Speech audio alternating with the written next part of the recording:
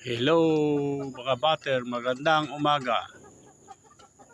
Magandang araw na sumisilay ang haring araw dito sa masayang buhay sa likod ng bahay. Good morning sa inyong lahat. Bibigyan ko lang kayo ng update sa aking mga alaga. Ayan si Isugi. Yan ang ipidalit ko sa bahay ni Coco. Doon si Coco sa gawin na yun. Kasi maliit siya, lumaki na itong si Isugi. Siya ko nang ilagay dito sa bahay niya. Yan ang bahay niya. Ito ang aking asil na yung isa umaasawa na. Yan, ang laki, hindi magkasya sa kulungan. Dalawa, yung isa, hindi ko alam kung malimhim na isa dito. Ang lalaki nila, sana humalimhim. Meron silang 8 itlog at 8 itlog din ang aking nailaga na. Itong dalawang kiti doon, ngayon binata na, timitilaak nito. Itong gagawin kong kachaw, tsaka isa dito. Itong nakaharap dito ay nang gagawin kachaw. Ito ay nakaregla sa katayan. Yang isang yan. Ang laki siguro mahigit kulang ng 3 kilo yan. Mistizong Siamo asil din yan. Ito ang Peruvian. Andun yung isa, humahalimhim yata. Kung di humahalimhim yun, siya ay mangingitlog. Madadagdagan yung kanyang itlog doon. Krrrr! Ito yung kapipisa noon. Krrrr! Ayan, yung 3 na ito. Ayan, kapipisa lang noon yan. Ngayon pwede ng pwede ng tinola. Ito yung dalawa.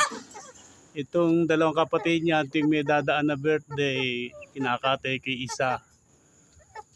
Kahit wala rito yung may birthday, sineselebrate ko ng sarili ko na. Ayan Yan ang galing kay Junel. Sa kanya ko kinuha yan. 3 Peruvian.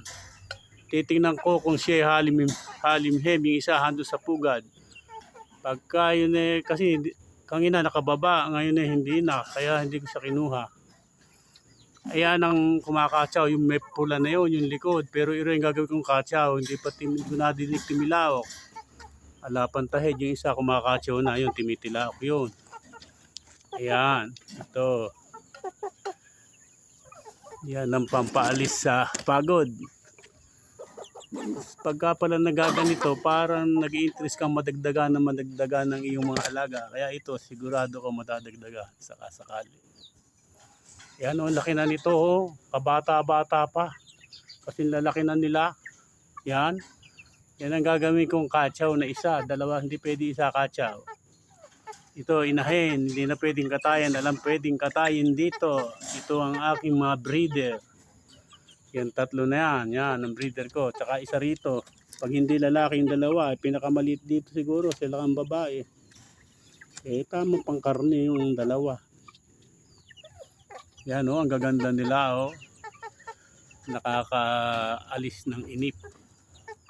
Yan ang mga alaga ni Papa Jack dito sa masayang buhay sa likod ng bahay.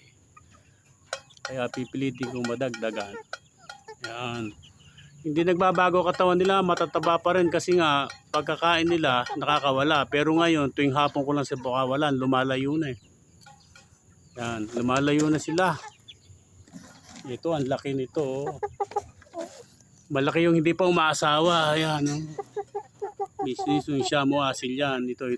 Yan ang malaki. Pero magkapatid yan. Pero yun, naunang naging binata. Umaasawa na siya. At may itlog na ron. 8 itlog yung nailaga ko na ron. 3 sila. Hindi ko alam kung sino-sino may itlog doon. Kaya malalaman ko ngayon kung hahalimhim na siya. Kaya hanggang sa muli. Maligayang araw mga bater sa inyong lahat. Pinakita ko lang sa inyo ang mga pagbabago ng aking mga alaga. Hindi na sila sisiw yan. Maligayang araw sa inyong lahat mga bater. Hanggang sa muli. dito sa masayang buhay sa likod ng bahay ni Papa Jack. Bye-bye!